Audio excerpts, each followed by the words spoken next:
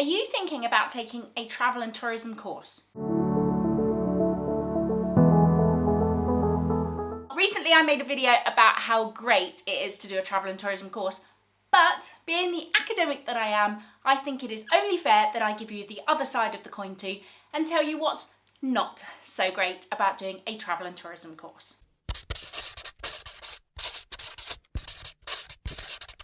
If you are a subscriber or if you follow me on social media, you will know that I love studying all things travel and tourism. So I am absolutely pro doing a travel and tourism course, but it is not for everyone.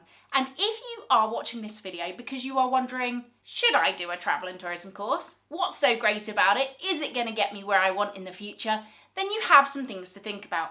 And in this video, I am going to tell you 5 reasons why actually a travel and tourism course might not be for you.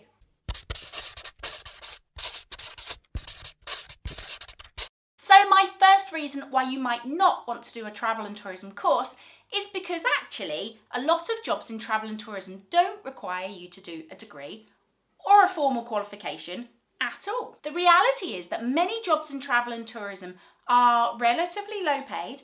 They are customer service based. Whilst qualifications are always going to be useful, I think, in many walks of life, because they give you so much more actually than just learning about the topic. You learn how to manage your time, how to write effectively, how to analyse, all those sorts of things.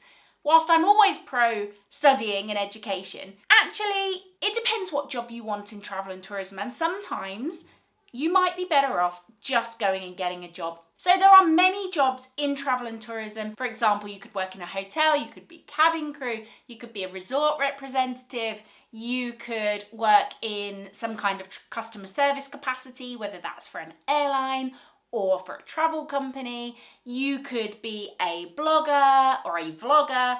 There are many different things that you can do, many jobs that you can do within travel and tourism. But do they need a degree? Do they need a formal qualification? A lot of the time, no, actually. So do you really want to be investing your money and your time into that qualification if you actually don't need it? The second reason that you might not want to do a travel and tourism course is because actually most jobs in travel and tourism are pretty low paid. I know, that's probably not what you want to hear, is it?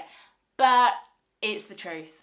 Yes, there are travel bloggers who earn $100,000 a year or more. Yes, there are CEOs of companies who are millionaires. Yes, there are some high-paid jobs, but actually most of the jobs in travel and tourism, and remember, travel and tourism is the biggest industry, employing more people than any other industry in the whole world. That's pretty significant. But most of those jobs are fairly low paid. Whilst a qualification can be really handy, do you want to be paying out for that? And many qualifications will involve you borrowing money. So for example, if you do a degree in the UK, you're probably looking at £9,000 a year just for your course fees, and then most students will borrow money for their living fees as well. And I think the average amount of debt that a student graduates with these days in the UK is something like £50,000, £55,000. Like, that's horrendous. That's so much money. So if you are going to get a job that is only going to pay you £12,000, £15,000 a year, that's going to take you a long time to pay off. So do you want to invest your money in a qualification that you might never be able to pay off the debt, or that might take you a really, really long time? Is it worth it? And my third reason why you might not want to do a travel and tourism course is because really, whilst the curriculums of each course do differ slightly, really a travel and tourism course is just a business course. I say just, there's nothing wrong with that, it's great. But a travel and tourism course is effectively a business studies course with an application to travel and tourism and the travel and tourism industry. So most of the things that you learn as part of a travel and tourism course, and this comes across all levels, whether you're studying at school, college, university, a postgraduate qualification, you're typically going to be looking at things like marketing, things like writing business plans, sustainability. All of these are business studies. But within a travel and tourism course, actually what you're doing is applying it to the context of travel. Now, for lots of people, that is great. But in reality, if you were to do a business course, a lot of the time when you do your assignments, etc., you can put that application in there for yourself anyway, because you will have the opportunity to do your own case studies and your own research and things. And by doing a generic business course, you are keeping your options open a little bit more. So if in the future, because we never know what's going to happen in the future, I never thought I was going to be making videos on YouTube, and here I am. We never know what's going to happen in the future, and I'm a big fan of niching down when we are sure we want to niche down, but keeping it broad when we're not so sure. And lots of people, especially when you are younger, you're not that sure where life might take you and what job you might want. So my advice would be to keep it as broad as possible. So actually, a travel and tourism course is quite broad, but it's not as broad as a generic business course. And if you do generic business, you will cover a lot of the same content, but it can be applicable to a variety of different industries. So if you want to move outside of the travel and tourism industry in the future, that option is there. My fourth reason why you might not want to do a travel and tourism course is because, sadly, many travel and tourism teachers are not specialists. Now, this is particularly common in a school setting. And there are more and more people now who stay on at school and they do a travel and tourism course as part of their further education. So that might be alongside A-levels, or it could be a vocational course that is undertaken within school. Now, the problem with this is, at colleges, you will normally have specialist facilities, specialist equipment, and the teachers will have an industry background and hopefully qualifications too. So they've got lots to bring to the classroom. Unfortunately, many schools do not have a big enough travel and tourism provision to warrant getting specialists in. This means that travel and tourism is often taught by all sorts of teachers from other areas who have spare teaching hours. It might be geography, history, PE, English. Now, I'm sure these teachers will do their utmost to teach as best as they can, but ultimately they don't have the experience in industry. They haven't studied travel and tourism. They are not specialists. So what this means is that you are being taught by somebody who's often just teaching themselves, and this might not give you the best experience and the best knowledge of the travel and tourism industry. Now, you can counteract this, of course, and that is by doing your research about the course that you are considering taking. Go to an open day, have a look at where it is you will be studying and meet the teachers and ask them, what is your experience? What is your background? Are you qualified? Have you worked in the industry?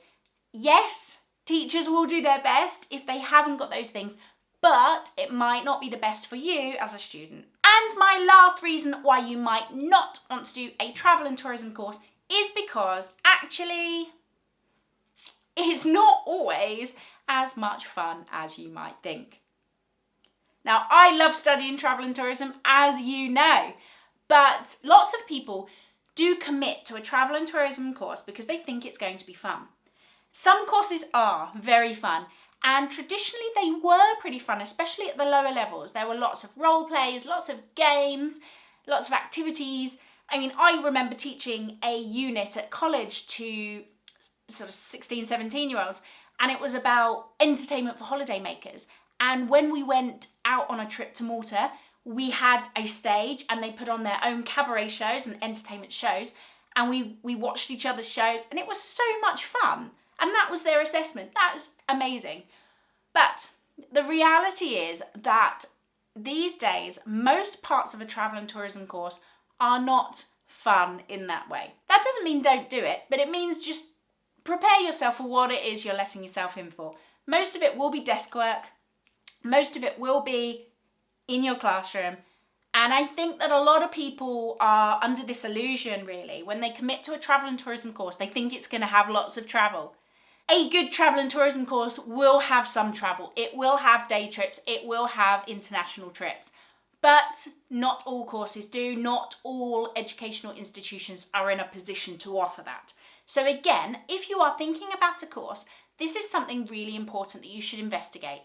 are there trips? Where do the trips go? And how educational are those trips too? As much as we all like to go on a holiday, it shouldn't just be a holiday. It should have some great value for you as a student. So ask the questions, find out, because if you want the fun course and you sign up for it and it's not, you're probably going to be disappointed. Now, I would just like to finish off this video by saying I love travel and tourism. I have studied travel and tourism or taught travel and tourism for most of my life. It is a great thing to study. I think a lot of the time it's deciding whether you want to pursue studies in that area. Will it benefit your career? Will it benefit you as a person? And today I have outlined some of the reasons why it might not be so great, but do take a look at my video on the reasons why travel and tourism is great as well, because that is very optimistic and I am definitely promoting travel and tourism as I usually do. But it is important that we look at both sides of the coin and make a decision that weighs up the good parts and the bad parts. Now, if you are thinking about doing a travel and tourism course, you will get lots of use out of my channel. So do subscribe to this YouTube channel. Do hit that like button on this video. If you have made it to the end, well done. And I hope to see you for some of my future videos, which I'm sure that you will love.